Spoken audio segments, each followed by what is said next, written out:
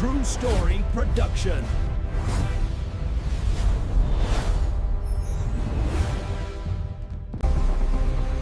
အားလုံးပဲမင်္ဂလာပါဒီနေ့ကျွန်တော်ကမြန်မာနိုင်ငံကိုဘာသာရေးအကြောင်းပြပြီးအကြမ်းဖက်အားပေးနေတဲ့ CSW ဆိုတဲ့ခရစ်ယာန်အဖွဲ့ရဲ့ထုတ်ပြန်ချက်နဲ့ပတ်သက်ပြီးနည်းနည်းလောက်တင်ပြချင်ပါတယ် CSW ဆိုတာကတော့မကြာခင်ကလည်းကိုလံဘီယာနိုင်ငံနဲ့အမေရိကန်နိုင်ငံအကြားစီးရေးတင်မှမှုတွေဖြစ်လာအောင်ဘာသာရေးလှုပ်ဆော်တွေးထုတ်ခဲ့တဲ့ဖွဲ့စည်းတစ်ခုပါဖြစ်ပါတယ်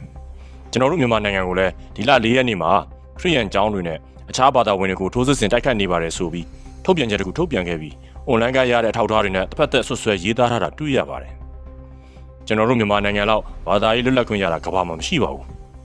ရန်ကုန်မြို့နယ်ကောင်မှာတင်ချက်ကြောင်းရောဗလီရောဇီဒီဖျားရောအကုန်လွတ်လပ်စွာကိုယ်ဝင်ရနေတာအားလုံးအမြင်ပါပဲဒါကိုပဲအခြားဘာသာဝင်တွေကိုရည်ရွယ်တိုက်ခိုက်နေတယ်ဆိုတာကတော့တကယ်ကိုလွဲနေတာပါမြေပြင်မှာဖျားကျောင်းကန်တွေဖျားရှိခိုးကျောင်းတွေကိုအကာအကွယ်ယူပြီးစစ်ပြင်ဆင်နေကြတာတိုင်းသားလက်နက်ကိုင်တွေနဲ့ PDF အကြမ်းဖက်သမားတွေပါတမတော်စစ်ကြောင်းတွေလာရင်ဒီလိုဖျားကျောင်းကန်တွေစာတင်ကျောင်းတွေတဲကနေပြစ်ခတ်မှုတွေလုပ်လို့တမတော်ကနေမြေရှင်းနေတာပဲရှိပါတယ်ဒီလိုမျိုးစစ်ဖြစ်ရတဲ့အကြောင်းရင်းကိုဖုံးကွယ်ထားပြီးဘာသာရေးထိုးနှက်ချက်တစ်ခုအနေနဲ့မြန်မာနိုင်ငံရေးကိုဝင်ရောက်ဆွတ်ဖက်နေတာလူရိုးသားသားမှဟုတ်ရလားလို့တန်လျာဖြစ်เสียပါပြီးတော့နိုင်ငံတကာနိုင်ငံရဲ့အချုပ်အခြာအာဏာတရားဥပဒေတစ်ခုကိုဝင်ရောက်ဆွတ်ဖက်ပြီးစစ်မှုထမ်းဥပဒေကိုရပ်တန့်ဖို့လည်းပြောခွင့်မရှိပါဘူး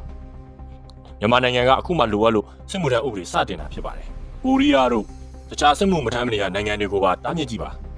ခရီးရန်တွေကိုချစ်တယ်ကာကွယ်ခြင်းနဲ့ဆိုရင်သူတို့နယ်မြေတွေမှာတောင်းကျမ်းသူ PDF နဲ့